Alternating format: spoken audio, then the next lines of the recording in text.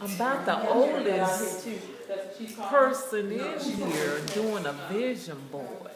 No, that's But special. Not oldest. We're not doing it like that, Flo. We're in the same boat.